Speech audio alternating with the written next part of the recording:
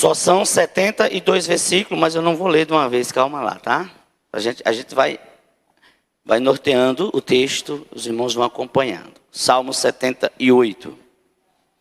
Leremos do versículo 1 ao versículo 5, a priori. Escutai, povo meu, a minha lei, prestai ouvidos às palavras da minha boca. Abrirei os lábios em parábolas e publicarei enigmas dos tempos antigos. O que ouvimos e aprendemos, o que nos contaram nossos pais. Não os encobriremos a seus filhos. Contaremos à vindoura geração os louvores do Senhor, o seu poder e as maravilhas que fez. Ele estabeleceu um testemunho em Jacó e instruiu uma lei em Israel e ordenou a nossos pais que os transmitissem aos seus filhos. Amém? Permaneçam com suas Bíblias abertas. Primeira pergunta, simplória, como sempre, eu faço perguntas bem simples, bem simplórias, mas que tende a nos levar a refletirmos acerca da palavra de Deus. Primeiro, é óbvio que você sabe o que é história, não é? Todo mundo sabe o que é história. Que é uma história, é algo que de uma forma resumida vem a ilustrar, não é, a contagem de um tempo. Ou ainda a ciência que estuda o homem e sua história. Amados, você acredita na história bíblica? Sim ou não? A última pergunta é, você tem uma história?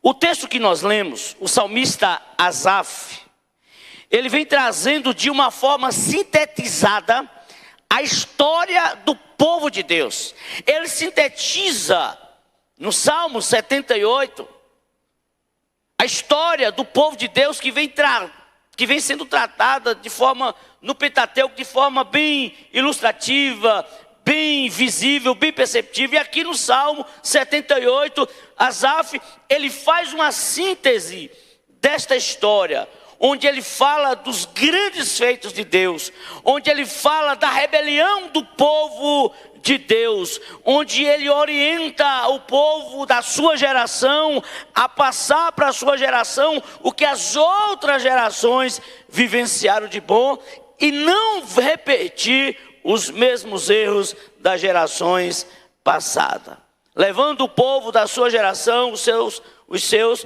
para que tivesse uma história não maculada pelas mesmas ações de incredulidade que os pais da sua história viveram. E ele ensina o povo a construir uma história. E não é diferente comigo e com você. Nós precisamos construir uma história. Nós precisamos passar para a nossa geração atual a história da palavra de Deus e os princípios que pode transformar a nossa história. A nossa história, ela pode ser transformada, ela pode ser mudada. Só há um que pode mudar a minha história, que pode mudar a sua história, que pode reeditá-la, reescrevê-la, é o Deus Todo-Poderoso. Amém? Vamos ver quais são as lições preciosas que esse salmo traz para a minha vida e para a sua vida. Primeiro, veja do versículo 1 ao versículo 3. Asaf, ele lembra ao povo as lições do passado. Perceba o que o texto está dizendo. Ele chama o povo para escutar, ele chama a atenção do povo para prestar atenção no que ele tinha para falar acerca da história, o que a história do povo de Deus tinha de ensinamentos para a sua geração.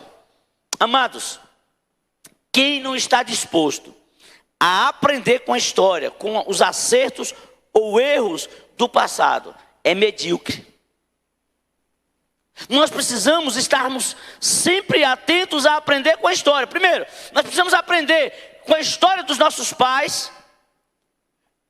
Aprender o que é bom, o que não é bom a gente deixa lá. A gente precisa aprender com a nossa própria história, porque todos nós temos uma história. Muitos marcados por tragédias, muitos marcados por momentos de adversidade, mas a nossa própria história nos ensina. O que foi de bom nos impulsiona a continuar lutando. E o que foi de mal, a gente buscar abandonar para a glória de Deus. Amém? Qual é a sua história? Aprenda com a sua história. Aprenda com seus acertos. Aprenda com os seus erros. Aprendamos nós com os nossos erros e com os nossos acertos. E ele está dizendo aqui, na palavra de Deus, o que ouvimos, o que aprendemos, que nos contaram nossos pais. E nós estamos vivendo uma geração que, quando a gente vai contar a história para os nossos filhos, o que é que eles falam? De novo, isso aí é arcaico. Isso é coisa que não serve para a minha vida. Muitas vezes são as mesmas respostas que nós demos para os nossos. Sim ou não? E eu conheço uma pessoa que falava assim: meu filho, quando os meus males forem velhos, os seus são novos. Nada melhor que um dia atrás do outro. Com outras palavras está dizendo, a história vai te ensinar. A história vai nos ensinar. Mas isso não significa que nós não possamos e não devamos dar continuidade à história. Por quê? Porque a história da palavra de Deus, ela é o parâmetro para a nossa vida. A história bíblica é o parâmetro para a vida da igreja. A igreja não pode viver outra história, senão a história dos princípios da palavra de Deus. E ela nós podemos copiar, o que é de bom. Porque a Bíblia traz a história não só de coisas boas. A Bíblia traz história de coisas ruins. Exatamente para ensinar para o povo de Deus que caminho andar, que caminho trilhar. Segundo, Asaf instrui a obediência, versículo 4 em diante, veja o que diz o texto. Não o encobriremos a seus filhos, contaremos à vindoura geração os louvores do Senhor e as maravilhas. Estabeleceu um testemunho em Jacó, instituiu uma lei em Israel, ordenou aos nossos pais que os transmitissem aos seus filhos, a fim de que a nova geração os conhecesse, filhos que ainda hão de nascer, se levantassem e por sua vez os referissem aos seus descendentes. A preocupação aqui de Asaf com a geração que a mesma não pudessem repetir os mesmos erros da geração passada. Irmãos, e hoje nós estamos vivendo dias, os pais de hoje, os pais dessa geração agora, casado agora, recente, os pais dessa geração, será que eles têm essa mesma preocupação que os pais do nosso passado tinham? De passar para os filhos? O primeiro presente que nossa geração passava, dava para os filhos, era o quê? E hoje? Celular. Já perceberam? Você vai chegar em casas que um filho tem um celular, mas não tem uma Bíblia. Na história nós estamos fracassando, nós estamos falhando. O primeiro presente de um pai para um filho cristão deve ser a palavra de Deus, a Bíblia ilustrada. Ele não sabe ler, mas ele sabe ver. Ele enxerga. Comprar histórias bíblicas, mas muitas vezes nós achamos uma coleção de história bíblica por R$100 caro, mas a gente compra um celular de R$1.200 e dá para o filho. E o que é que esse menino vai aprender de Deus com um celular, gente?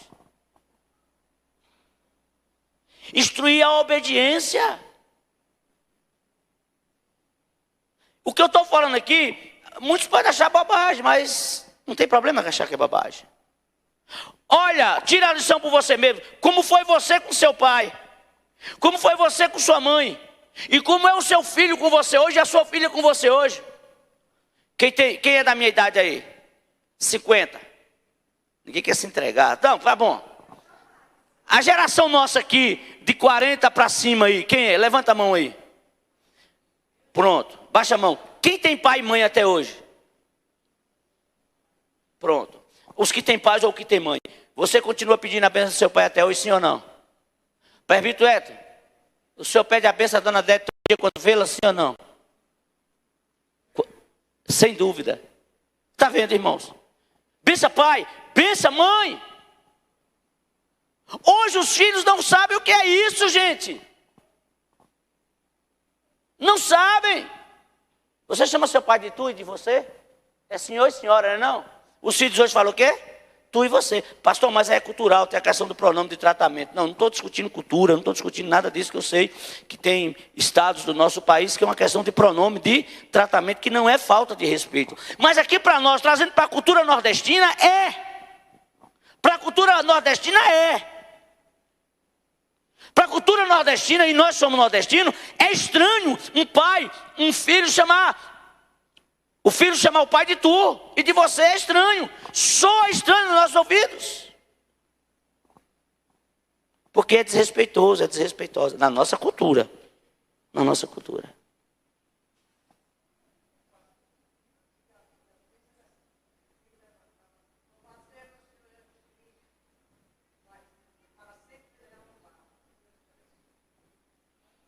A obediência, não tem, os filhos não têm respeito, os netos não têm respeito pelos avós. E Asaf orienta a obediência, para que eles não copiassem os atos de desobediências, mas que eles agissem diferente daquela geração rebelde. É isso que Asaf está olhando. Do versículo 1 ao versículo 17, Asaf está instruindo, está falando. E a nossa responsabilidade, ensinar para os nossos filhos. Lá em Deuteronômio 6, o que é que a palavra instrui? Inculcar. Coloca na mente do teu filho, inculca, grava na mente do teu filho os ensinamentos, temer ao Senhor teu Deus acima de todas as coisas. E as pessoas hoje, os meninos hoje não temem a Deus. Não temem a Deus. A geração dos nossos filhos aqui, dos cinquentões, não é fácil. Imagina a geração que está chegando agora, me diz aí. Os meninos fazem o que querem, irmãos. O pai fala, filho, faz isso se eu quiser. Filha, faz isso na minha obrigação. Sabe o que, muitos filhos falam para os pais? Não mandei você me botar no mundo, te vira. É assim, irmãos. É essa geração que nós estamos vivendo. E nós precisamos instruir aqui na igreja. E os pais aprenderem a instruir os seus filhos a base da palavra de Deus. É a nossa responsabilidade. É a nossa responsabilidade ensinar para esta geração a palavra de Deus. É a nossa responsabilidade ensinar para esta geração os princípios da palavra de Deus. É a nossa responsabilidade, não tem para onde fugir. Agora, se eles vão colocar em prática ou não, é uma outra história. Agora, nós temos que ensinar. Nós temos que ter a consciência tranquila que vamos ensinar. Porque a concorrência hoje não é pequena, não. Conversando ontem com um rapaz, ele falando que vai ser pai de novo e tal. Eu até brinquei, rapaz, tu é corajoso, viu? Então, assim, veja bem, queridos. O problema hoje, as pessoas pensam que criar um filho é comida. Gente, bestagem. Não é de fome, não. Você compra 2 pacotes de fubá, um pacote você compra 2 fardos de fubá, compra meio fardo de açúcar, um fardo de café e meio de tapioca, 2 meses aí está garantido. Não morre de fome. Pode não comer o que quer, mas vai ter comida, vai. Agora, você fala assim, filho, essa caixa aqui é preta. É mesmo, mamãe, é preta. Aí ele chega na escola, o colega fala, é amarela. Ele fala, aquela caixa não é preta, mamãe, é amarela. Mas meu filho, por quê? Porque meu coleguinha na escola disse que é amarela. Não acontece isso com os princípios que a gente ensina aos nossos filhos? Sim ou não? A concorrência, nós temos uma concorrência muito grande. Não só é com a escola, hoje nós temos a concorrência dentro da nossa própria casa com os aparelhos eletrônicos, com o celular. Você coloca o filho para assistir um desenho, daí a pouco você dá as costas, ele bota no filme de guerra, de luta, de porrada. Quando ele vê que você vê, ele muda. E você engabelado, e eu também, sabe por quê? Porque esses meninos, eu quero ver essas filhas de Ney não saberem mais de que eles manusear a eletrônica. Eu digo que sabe, não sabe nem. E não só é uma questão dela. Todas as crianças hoje, dá de 10 a 0 em nós, na questão de celular. Dá um celular para um menino de 2 anos aí, ele vai... Os dedinhos já vai... Há uma propaganda que o menino já sai da barriga da mãe e já pega o celular e já começa... O negócio é... Mas é isso que está acontecendo.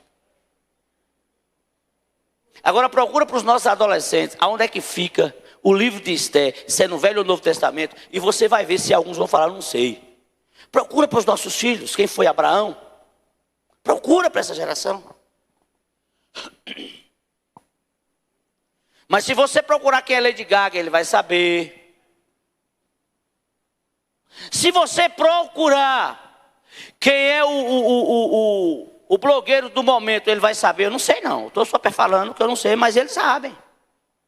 Se você procurar quem está vencendo ou perdendo no Big Brother, eles vão saber. Eles vão saber. Vocês estão entendendo, meus irmãos? É nesse contexto que nós estamos vivendo. E a gente estava até conversando essa semana no conselho sobre isso. A gente está nos munindo e nos preparando para lidar com todas essas situações. Mas o princípio primordial é a palavra de Deus. Quem gera a libertação? A palavra de Deus. Na oração do presbítero Wilton ele falou isso. E João 8,32 diz o quê? Conhecereis? E a verdade? É a palavra de Deus, não tem para onde correr. Terceiro, Asaf orienta essa geração a esperançar em Deus. Diferente dos pais que não tiveram esperança, mesmo diante dos sinais e maravilhas. Veja o texto, versículo 7 em diante. Ele ensina para a sua geração a esperançar em Deus. Diferente de muitos dos pais que não tiveram a esperança em Deus, mesmo vendo os sinais e maravilhas. Veja o texto. Para que pusesse em Deus a sua confiança, e não esquecesse dos feitos de Deus, mas lhe observasse os mandamentos. Que não fosse como seus pais, geração obstinada, rebelde, geração de coração inconstante, cujo espírito não foi fiel a Deus.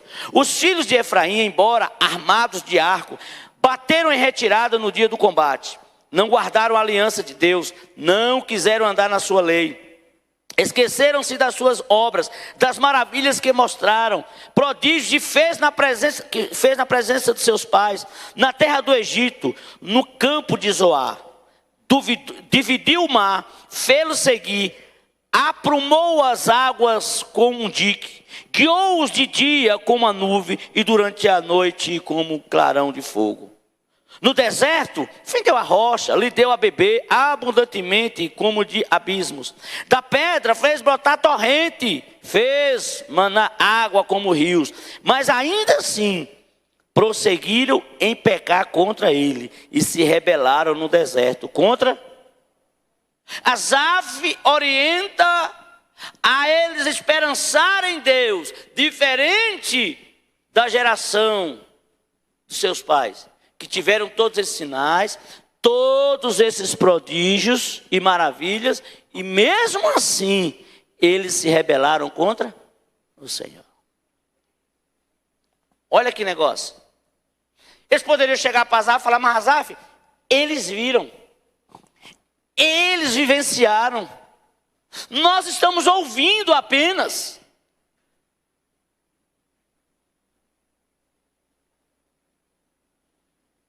Amados, que coração duro desse povo. Como a história é extraordinária, é linda. Mas a história ela é pedagógica. Só não aprende quem não quiser. A história ela é pedagógica. Ela é o holofote para a gente olhar e espelhar e ver. Não pode ser diferente conosco. Nós precisamos ler a história bíblica, pegar para as nossas vidas e falar, assim como Deus agiu na vida de Abraão, Ele vai agir na minha vida. Assim como Deus providenciou os meios necessários para o seu povo passar pelas provações e perseguições egípcias, nós também podemos passar pelas provações dos dias de hoje. Podemos esperançar em Deus, irmãos. Nós precisamos esperançar em Deus. Nós precisamos passar para a nossa geração, orientar essa geração a não repetir os mesmos erros crassos do passado. Não podemos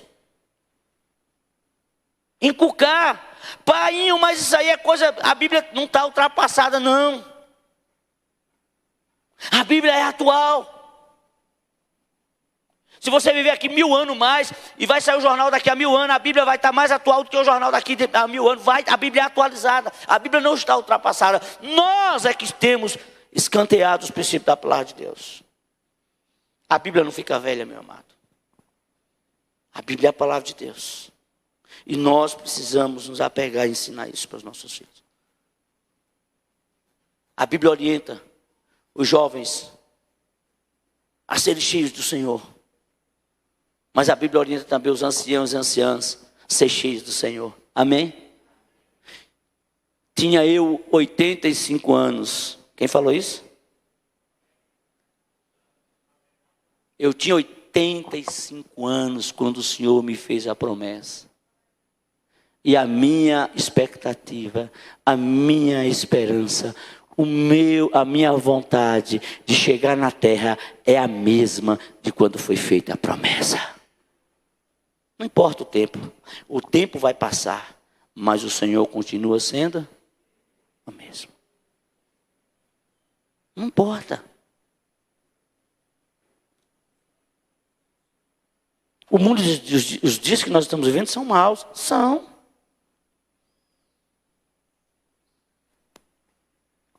Mas nós precisamos ser, de fato, cristãos diferenciados, irmãos. Podemos ser, sim. O que o pessoal chama de raiz, usa o sentido figurado de raiz e Nutella. Nutella sustenta alguém? Não, mas as crianças são apaixonadas por Nutella. Dão R$20 no vidinho de Nutella desse tamanho. Ó. Vê a Nutella no mercado, mãe, compra, mãe fala, viu, já vai metade da feira só na Nutella. Nutella sustenta alguém? Não. Os R$20 de um vidro de Nutella, você compraria um pacote de café, você compraria um pacote de fubá, você compraria uma dúzia de ovos e mataria a fome, sim ou não? E a Nutella? Pode acrescentar, aumentar a sua diabetes. Vocês estão entendendo? Cristão raiz é aquele que se alimenta da palavra de Deus. O cristão raiz é aquele que não abandona a sua vida devocional. O cristão raiz é o que tem prazer de estar na casa do Senhor. O cristão raiz é o que tem paixão para compartilhar as coisas do reino de Deus. Mas o cristão Nutella é o cristão que só gosta de oba-oba. Só gosta de programação, de festa. Mas são cristãos Nutella, sem substância, sem firmeza. Primeiro vento de doutrina, dar a rasteira. Nós precisamos voltar às nossas raízes. E esta era a preocupação de Asaf com a sua geração. E Asaf fala, olha, perseverem. Guarde a aliança, não seja como os vossos pais, que mesmo contemplando os milagres, mesmo vendo o mar ser aberto, mesmo vendo o milagre da nuvem como guarda-sol e a noite como fogo, mesmo contemplando os prodígios, a água da rocha, eles rebelaram-se contra o Senhor. Mesmo. E quantos de nossas gerações que um dia fez uma aliança com o Senhor e não cumpre?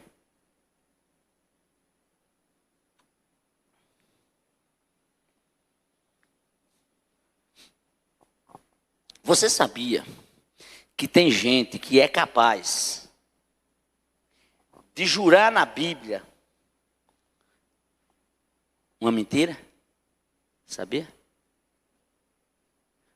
Sabe por que eles fazem isso? Porque não acreditam em Deus. Você chegar para uma pessoa e falar, você fez isso, fiz não. Você jura na Bíblia? Traz a Bíblia aí. Jura. Não tem medo de morrer. Não tem medo do fogo de Deus cair e terminar. É essa geração que nós estamos vivendo, com falta do temor a Deus, irmãos. É a geração que não tem temor a Deus. Meu filho, você falou, falei não. Minha filha, você fez, fiz não. Meu filho, você não fez, fiz não. Tá doido, mas você não. Isso é coisa de Satanás. Fiz não.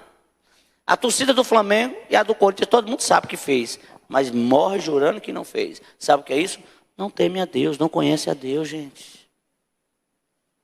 Não conhece a Deus. Não conhece a Deus. É essa geração que nós estamos vivendo. E Asaf já tinha essa preocupação. O que é que Eclesiastes 5 diz? Alguém lembra? O que a gente tem que fazer antes de fazer qualquer compromisso? A gente tem muito cuidado. Olha, não faça um compromisso. Porque se fizer, você tem que cumprir. O que ele quer dizer com aquilo? As consequências virão.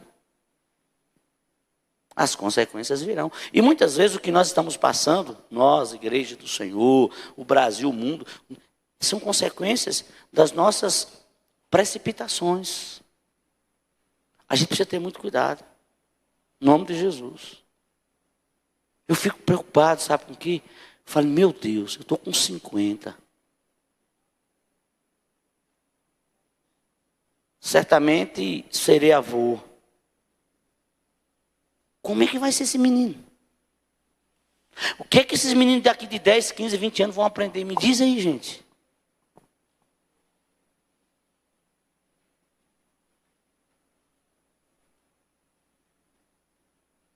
Veja bem, porque hoje muitos pais vêm para a igreja e deixam seus filhos, crianças, dormindo. Você não vai pegar um adolescente, um jovem, e puxar pelos cabelos para trazer para a igreja. Você não vai fazer isso. Não deve. Mas uma criança, até 10 anos, 11 anos, você pode trazer para a igreja. Sim ou não? Ele não tem que querer. Mas muitos pais vêm e deixam os filhos de 2, 3 anos, 4, 5 anos dormindo em casa e não traz para a igreja. Aí quando ele virar adolescente, ele vai querer vir para a igreja? A gente traz a vida toda pequena. Quando chega adolescente, não quer vir para a igreja. Agora imagine quem não vem. Vocês estão entendendo, irmãos? É a consciência de que a gente ensinou, que você está ensinando, inculcando. A semente vai estar lá. Uma hora ela pode germinar para a glória de Deus. Amém?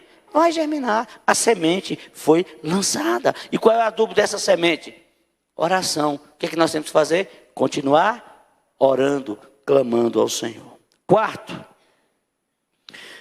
Asaf aponta os pecados em que foram rebeldes contra o Senhor. Vamos acompanhar no texto aí do versículo 8 em diante. Asaf aponta os pecados. Quais foram os pecados que eles se rebelaram contra o Senhor? Eles desprezaram diante do Senhor. Se você ver o versículo 11, versículo 12, acompanhe comigo aí. Eles desprezaram os milagres de Deus. Veja o versículo 11. Olha o que diz o texto. Esqueceram das suas obras e das maravilhas mostradas. Vá para o versículo 12.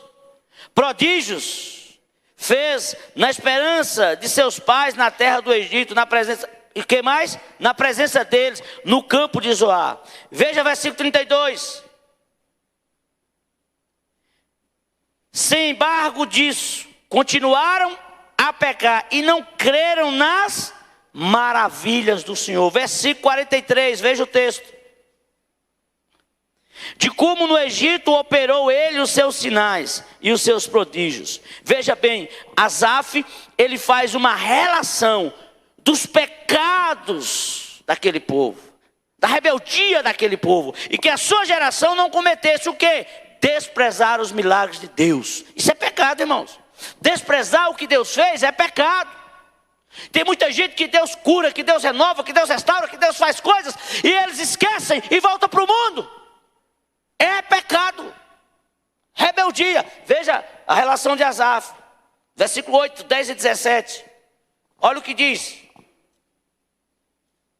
E que não fosse como seus pais, geração obstinada e rebelde, geração de coração inconstante, cujo espírito não foi fiel a Deus. Versículo 10. Não guardaram a aliança de Deus, não quiseram andar na sua lei. Versículo 17. Mas ainda assim prosseguiram em pecar contra ele, se rebelaram. Qual é outro pecado aqui? Eles recusaram a obedecer a Deus. Rebeldes. Recusaram, mesmo vendo. Olha que coração. Aí a gente fala assim, o povo de coração duro, esse povo do Egito. E nós? Que temos a história deles para nos espelhar. E muitas vezes nós agimos de forma bem pior. Bem pior. Mas ele relaciona mais. Veja bem. Veja o versículo 18 a 20. Tentaram a Deus no seu coração pedindo alimento que lhe fosse do gosto. Falaram contra Deus dizendo, pode acaso Deus preparar-nos mesa no deserto? Com efeito, feriu ele a rocha e dela manaram águas e transbordaram caudais.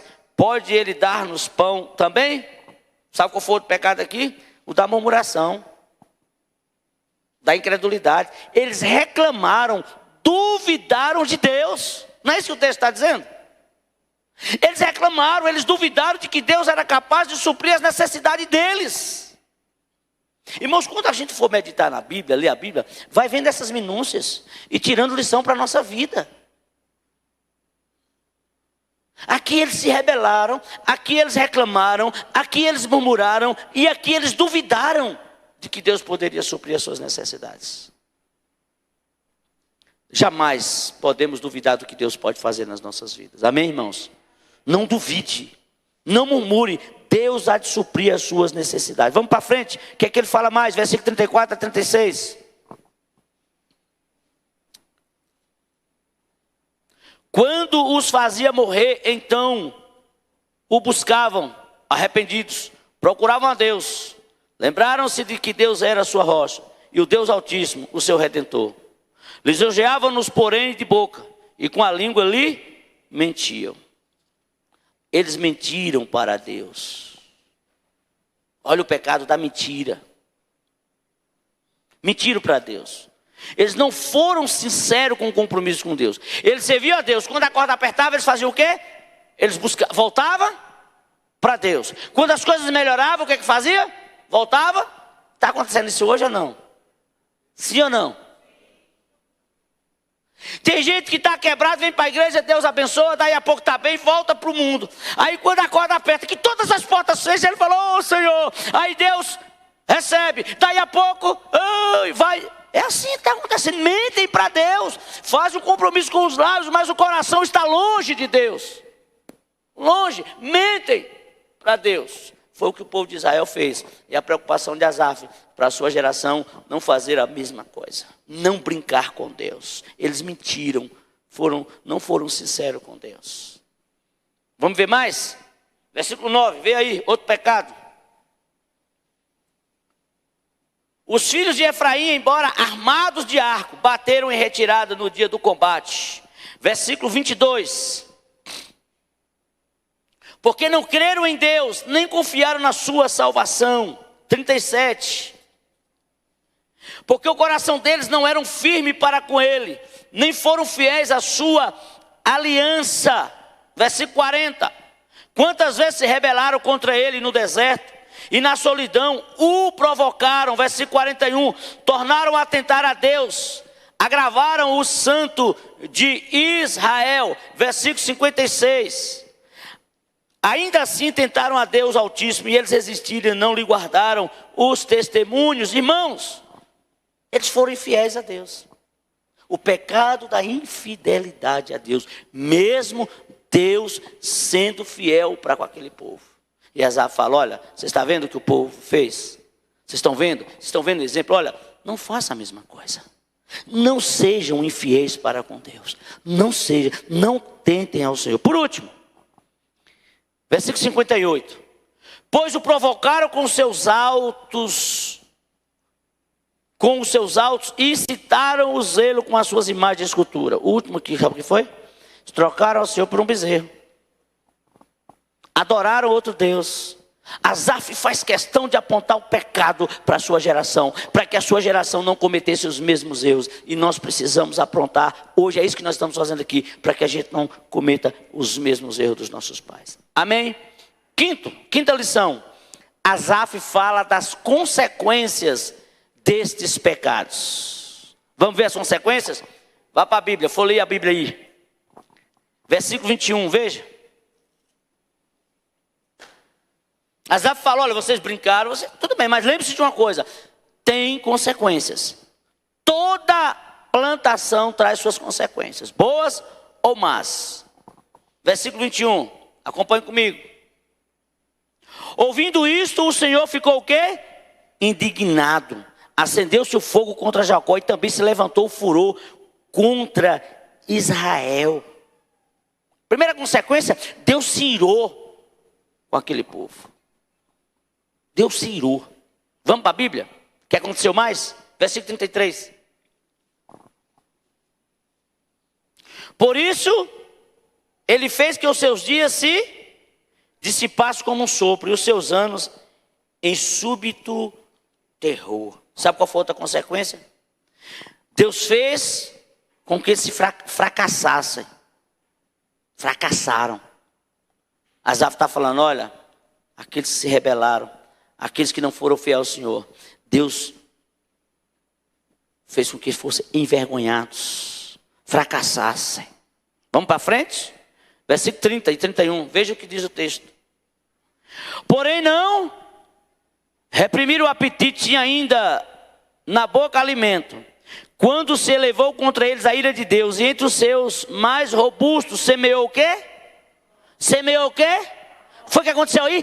Deus mesmo matou muito deles. Deus os matou. Tinha o maná, murmurou por causa do maná, veio as codornizes, a Bíblia diz que eles comeram, que saíram pelo nariz. E ainda não tinha feito nem a digestão, Deus os matou. Deus é amor, Deus é graça, Deus é misericórdia, mas Deus é ira, é justiça também. Só há uma forma de escaparmos da ira de Deus, é nos arrependendo. Deus os matou, o texto é literal. E Asaf está falando, se vocês repetirem essa história negativa, Deus os matará também. Vamos para frente, o que foi que aconteceu mais? Versículo 62, vai lá. Muitas vezes a gente está lendo a Bíblia e passando por cima da Bíblia. Veja. Entregou o seu povo à espada e os encolerizou contra a sua própria herança. O fogo devorou os jovens deles e as suas donzelas. Não tiveram canto nupcial. Os seus sacerdotes caíram à espada e as suas viúvas não fizeram lamentações. Lamentações. Vocês viram aí, meu irmão, que o negócio não é brincadeira? Percebam? Deus matou, literalmente, com a ação de Deus. E aqui Deus permitiu que muitos fossem mortos. Através de quê? Da guerra, da espada. Deus permitiu. Quando nos rebelamos, quando nos voltamos contra Deus, Deus pode nos matar diretamente com um raio, ou Deus pode permitir uma tragédia para que a gente morra. Deus permitiu que muitos fossem mortos. Pastor, o senhor está pregando medo e terror. Não estou pregando nem medo e nem terror, estou pregando a Bíblia. Está aqui a história. Isso é terror, isso é medo? Não. Talvez você não está lendo a Bíblia como deveria ler. Só isso. Mas está aqui na palavra de Deus. Deus permite. Eu já falei isso aqui, mas vou falar novamente. Vocês lembram o que aconteceu no ano passado? Agora o pessoal está lançando nas redes sociais. Vocês lembram? Lá naquele sambódromo do Rio de Janeiro. Rapaz vestido de Satanás, arrastando o outro vestido de Jesus. Vocês lembram? Vocês lembram, igreja? A Bíblia diz que de Deus não se zomba, com Deus não se brinca, porque o que o homem plantar, ele vai colher. E o mundo está colhendo a zombaria que fizeram com Jesus de Nazaré. Com Jesus não se brinca, ele é Deus de vingança. Cadê o carnaval? Cadê o carnaval? Ei, irmãos, cadê o carnalapão? Não vai ter. Continue zombando de Deus, continue brincando com Deus, coisas piores virão. Estou lançando maldição não, irmãos. Não se brinca com Deus. A pandemia, eu vejo, já falei, eu vejo como castigo para o ímpio e disciplina para a igreja. A igreja precisa acordar, nós cristãos precisamos acordar, nós precisamos nos despertar para Deus em nome de Jesus, nós precisamos acordar em nome de Jesus. E a solução na verdade é Jesus Cristo. E o vírus está tendo outras mutações e tem tanta coisa que eu não sou da área de saúde, mas o negócio está complicando também. Vamos para frente. Consequências. Veja aí, irmãos, versículo 67.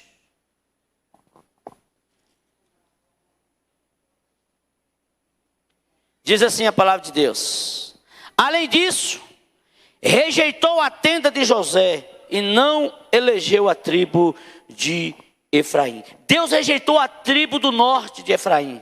Essa rejeição refere-se ao abandono do santuário de Siló, talvez como uma rejeição da monarquia de Saul. O fato é que Deus rejeita o culto, Deus rejeita a vida de pessoas que não levam Deus a sério. Deus rejeita. Deus rejeita. Amados,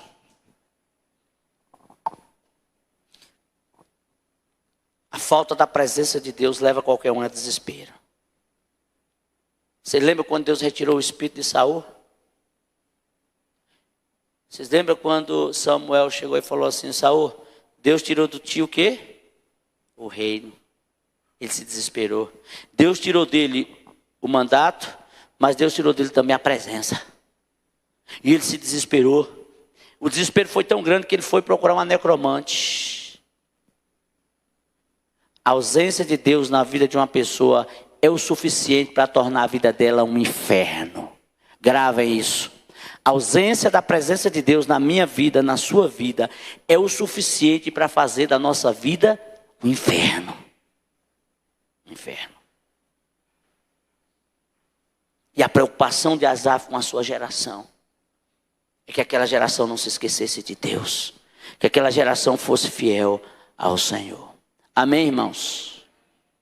Mas a última lição que eu aprendo nesse salmo, e que Asaf ensina para a sua geração, ele fala da ação misericordiosa de Deus redimindo o seu povo.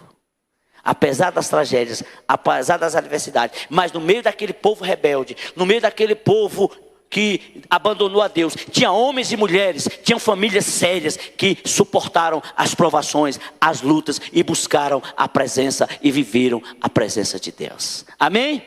A última lição que nós aprendemos é que ele passa para aquela geração sobre a misericórdia de Deus, o Deus que redime o seu povo, o Deus que zela do seu povo, o Deus que guarda o seu povo, o Deus que livra o seu povo, que Deus honra aqueles que o honram.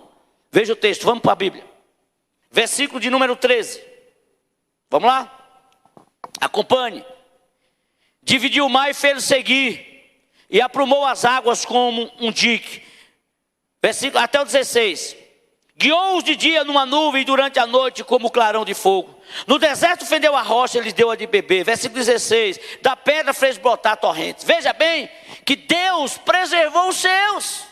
Muitos daqueles que viram e morreram, mas teve muitos que viram e permaneceram porque foram fiéis a Deus. Veja o versículo 23, irmãos. Nada obstante, ordenou as alturas e abriu as portas do céu. Deus abrindo as portas do céu para mandar o maná, a comida, o alimento para o seu povo. Deus manifestando a sua misericórdia na vida do seu povo. Versículo 38. Eles, porém, que é maravilhoso, perdoa a iniquidade, não destrói antes, muitas vezes desvia a sua ira, e não dá largas todas a sua indignação. Lembra-se de que eles são carne, vento e passa e já não volta. Quantas vezes se rebelaram contra ele no deserto, e na solidão os provocaram, tornaram a tentar a Deus, agravaram o santo de Israel. Não se lembram do poder dele, nem do dia em que resgatou do adversário, mas mesmo assim Deus manifestou a misericórdia na vida daqueles que se arrependeram e voltaram-se para ele. Nós erramos, nós pecamos, mas quando nós nos arrependemos, abandonamos os nossos pecados, Deus manifesta a sua misericórdia e nos renova e nos levanta, nos reergue para a glória dele. Amém? Precisamos nos arrepender. A diferença de nós para esse povo aqui é que os que morreram não se arrependeram. E nós temos a oportunidade de nos arrepender aqui e agora. Amém? Nós temos. De nos arrepender e pedir misericórdia de Deus. Reconhecer as nossas faltas diante do Senhor. Apesar da constante rebeldia, os que se arrependeram foram abençoados. Deus livrou dos egípcios. A abertura do mar é livramento de Deus. Deus guiou o povo pelo meio do mar. Os rebeldes morreram. Ficaram pelo meio do caminho. Mas os que se arrependeram viram a bênção de Deus. Deus providenciou a água da rocha. Deus alimentou com maná, com codornizes. Aí no versículo 38 e 39 diz que Deus perdoou os pecados. Deus é misericordioso. Lembra que somos carne, que somos frágeis. E quando nos voltamos para Ele, Ele estende a sua mão. No versículo 55, olha o que diz a Bíblia.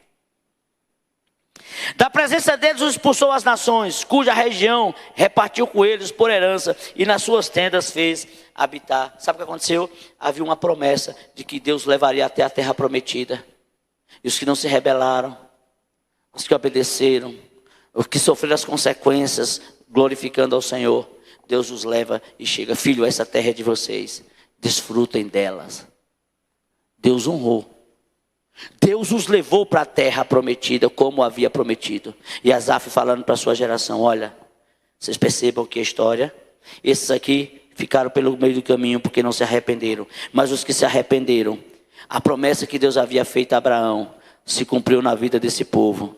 E Deus repartiu os despojos. A palavra de Deus diz para mim e para você, para a nossa geração: ser fiel até a morte e dar-te-ei a coroa da vida. E assim como o Senhor levou aquele povo e levou para a terra que manava leite e mel, o Senhor levará a sua igreja para o céu e falará para mim e para você: vinde a mim, benditos do meu Pai, e entrarei na terra, na possessão que está provida antes da fundação do mundo. Deleite-se nela, porque a minha presença é suficiente. Mas precisamos passar por esses desertos. Precisamos passar por essas provações. Vamos passar pelas percas da vida. Mas jamais perdendo Jesus de vista. Olhando para frente. Para o autor e consumador da nossa fé, Jesus Cristo. Ele não prometeu vida fácil, mas chegada garantida. Quem crê nisso, aplauda Jesus.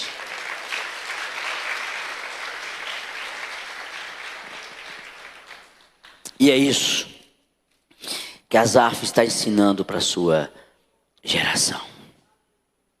Deus, a Bíblia está dizendo aqui que Ele expulsou os inimigos, expulsou, tirou e falou: agora que é de vocês, missão cumprida. Ô, irmãos, é o Evangelho, é a palavra de Deus. Cabe a nós reconhecermos isso. Que nós vamos passar sim pelas lutas, mas Deus vai nos dar força para superá-las. Também vai nos dar força para superá-las. Talvez, eu sei que muitas vezes, fala assim: ó, pastor, eu estou cansado. Pastor, eu estou cansada.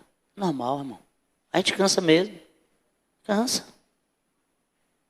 A caminhada não é fácil, não. Cansa. A gente pode cansar das lutas? Sim. A gente pode cansar da caminhada? Sim. Mas nunca nos cansarmos de Deus. Nunca. Há um propósito. Quem falar que passar por essa vida não cansa, cansa. Às vezes dá vontade da gente chutar o balde e jogar para cima. Dá. Essa semana eu estava conversando com Márcia, a gente deitado. Eu falei assim: Márcia, eu estou com uma vontade de ir para o céu. E ela falou: e eu também. É sério, irmãos. Ah, se Jesus me arrebatasse agora, que glória. Pastor, o senhor não sabe o que está dizendo, sei. E se ele mandar um infarto para o senhor morrer agora? Glória a Deus, eu vou para o céu. Para a terra prometida. Eu e você, nós precisamos desejar o céu.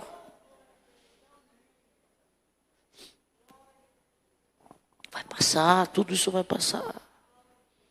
Eu concluo esta palavra, irmãos, dizendo que Deus é o Deus da história. E que Ele é o único que pode reeditar, reescrever a minha e a sua história. Portanto, nunca desistamos de buscá-lo. Nunca desistamos de submeter a Ele. Nunca desistamos de orar pela nossa casa. Talvez os nossos filhos hoje não queiram. Talvez eles estejam rebelados. O esposo, a esposa, o pai, a mãe, o tio, a tia, não importa. Continue orando. clamando para que Deus liberte. Porque tem muitas pessoas que você chega, você conversa, e são pessoas, não, gosta da palavra, mas não querem vir para a igreja. E acham que estão abafando, estão desviados dentro das suas casas. Estão desviados, não estão vindo para a igreja, não estão indo para o bar beber, não estão indo para cheirar cocaína, mas estão dentro das suas casas, encismados no seu orgulho, na sua arrogância, na sua prepotência, julgando os outros, achando que é melhor do que os outros. Estão desviados, precisam serem tocados pelo poder do Espírito de Deus. Não está bebendo, não está jogando e não está fumando, mas estão desviados. Servo precisa congregar. Quem é crente precisa vir para a igreja. A menos que esteja doente, a menos que não tenha condição de vir para a igreja. Essa historinha de dizer eu sou crente, só não vou para a igreja, vai para o inferno do mesmo jeito. Como tem muitos dentro da igreja que vai para o inferno do mesmo jeito, porque não está mudado, não está transformado. Tem muita gente convencida e não convertidas.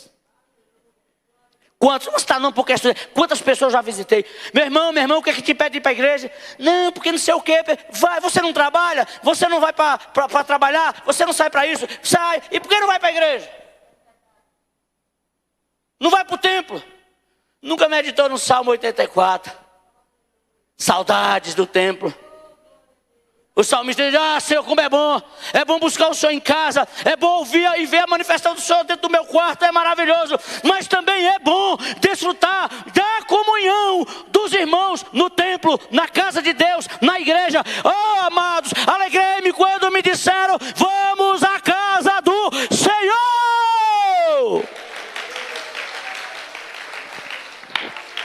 O crente que não tem alegria de ir na casa do Senhor precisa rever os seus conceitos. Essa semana passada, no início do mês, eu dei ceia a quase 50 pessoas. E eu percebia no falar e no olhar dos idosos, que vontade de ir para a igreja. E muitos falavam e choravam. Muitos, pastor, ainda bem. A gente não pode ir para a igreja, mas ainda bem que o Senhor vem trazer a nossa ceia. E começa a chorar na ceia. Como eu estou com saudade de ir para a escola dominical. Pastor, como eu estou com saudade de ir para o culto de quarta-feira. Os irmãos idosos querendo vir para a igreja. E os novos ficam em casa dormindo até meio-dia. Não tem prazer de vir para a casa do Senhor. Irmãos, eu não sei. Ou eu estou doido, ou eu estou louco. Ou eu acho que eu estou com a verdade, eu não sei. Porque até nas minhas férias eu tenho saudade do templo, da igreja. Até nas minhas férias eu tenho saudade da comunhão. Eu não sei como é que um crente não tem vontade de vir para a igreja, está errado. Seriamente, irmãos. Eu não entendo, sinceramente. Não entra na minha mente, não entra na minha cabeça. Eu não digo você tirar um dia, não tem problema você tirar um dia passear, ou até tirar 30 dias para passear de férias, é normal, é natural, mas você num ano não vim para a igreja, não vim para o culto, e achar que é normal. Concluo dizendo que a igreja vai precisar reaprender a congregar. A igreja vai precisar, você que está me ouvindo na internet aí, se você é um cristão, você precisa reaprender a congregar. Nós precisamos reaprender a congregar. Precisamos. Então vamos nos reaprender a congregar, a vir para a igreja. Eu não estou dizendo, irmãos, que só o fato de vir para a igreja vai te levar para o céu, não. Mas é apenas 2 vezes na semana, um momento de comunhão com os irmãos. É ter esse prazer de estarmos juntos, nos rever. Mas acima de tudo, de juntos prestarmos um culto coletivo, individual, mas ao mesmo tempo, coletivo ao eterno. Vamos orar? Vamos colocar as nossas vidas. Vamos ficar de pé, em nome de Jesus. Vamos inculcar, vamos aprender. Não vamos cometer os mesmos erros que os nossos pais cometeram.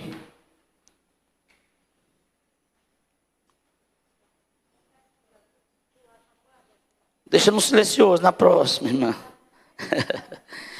Oh Deus amado, obrigado, Senhor, por tua misericórdia, obrigado por tua graça, obrigado por tua compaixão, obrigado pelos teus ensinamentos, oh Deus. Nos livre do pecado que os nossos antepassados cometeram, da rebeldia, da desobediência, do descaso para com a tua palavra. Senhor, tenha misericórdia de nós e coloca no nosso coração o desejo, Pai, de estar na tua presença, de congregar, de rever os irmãos, prazer de ler a tua palavra, de meditar na palavra, de buscar ao Senhor, de viver para o Senhor e viver o teu reino, Pai, no nome de Jesus. E que o Senhor ministre no coração da igreja, nesse lugar, o desejo do encontro triunfante com o dono dela, que é o Senhor Jesus. Que o nosso desejo seja esse, ó Deus, de ter e viver a tua presença. Abençoa cada irmão, cada irmã, cada família representada aqui. Que o Senhor visite as nossas casas, os nossos lares, convertendo quem precisa ser convertido, renovando, restaurando, vivificando quem precisa ser vivificado, renovado. Ó Deus, em nome de Jesus e para a glória do teu nome.